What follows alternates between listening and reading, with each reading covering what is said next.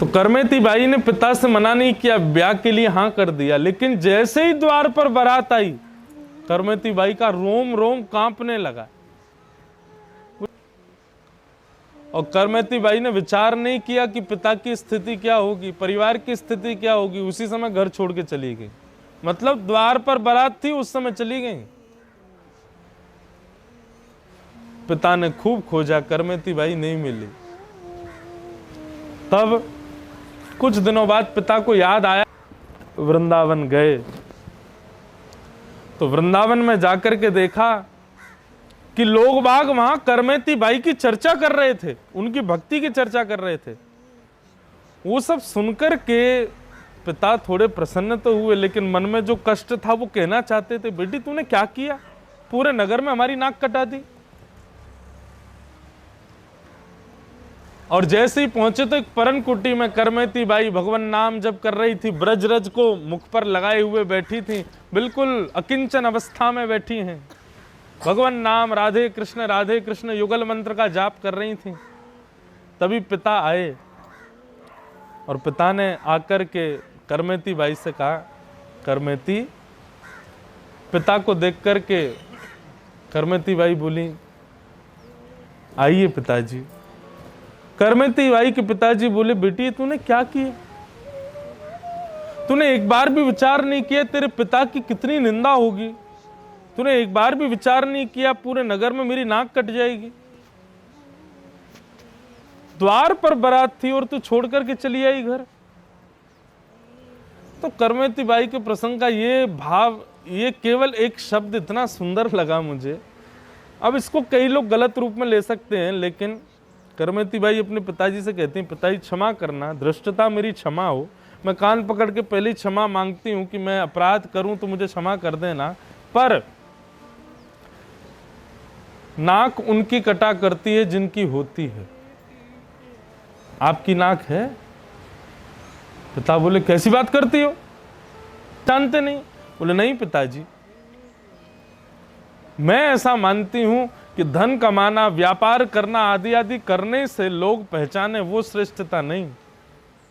भगवत भजन श्री कृष्ण जिसके हृदय में हो और उनसे जिसकी पहचान हो, उसी की नाक होती है कि इसके हृदय में ठाकुर जी बैठे, इसके चित्त में ठाकुर जी हैं, इसकी बुद्धि में ठाकुर जी हैं, इसके विचार में ठाकुर जी हैं।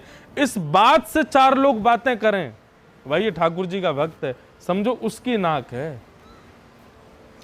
यश तो पिताजी रावण के पास भी था, वैभव रावण के पास भी था, संपत्ति रावण के पास भी थी, लेकिन मुझे नहीं लगता कि नाक थी उसके पास। और इसी का प्रमाण हमारे लखन भैया ने सुरपनखा का नाक ही काट दी। बोले क्यों?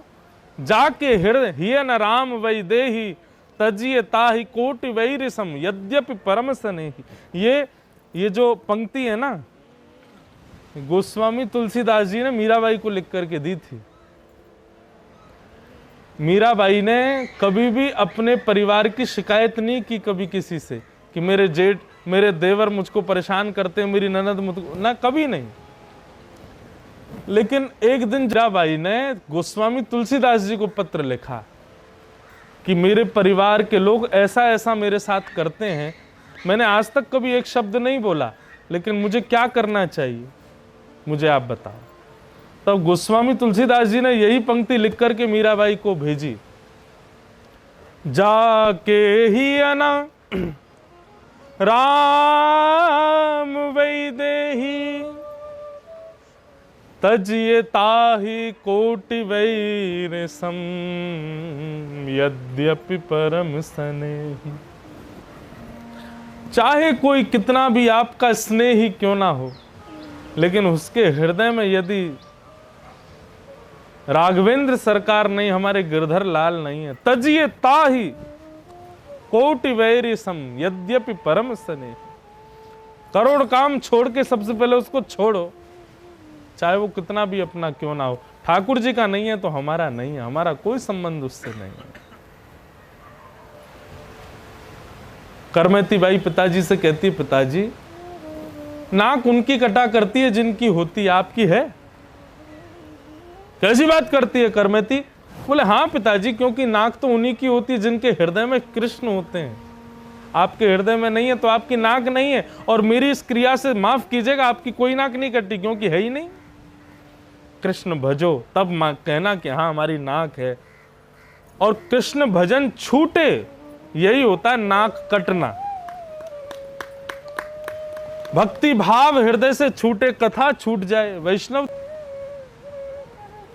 अब नाक कटी है। पिताजी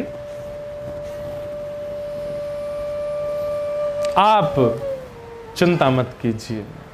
और तब करमती बाई ने अपनी सेवा के गोपाल जी अपने पिताजी को प्रदान किए और कहा अब आप इनकी सेवा करो। आज भी राजस्थान के उस क्षेत्र में जहाँ की करमती बाई हैं, वो ठाकुर जी आज भी विराजते हैं। मीराबाई, करमती बाई के माता पिता भी भक्त हो गए, फिर वो भी ठाकुर जी का भजन करने लगे। ऐसी करमती बाई।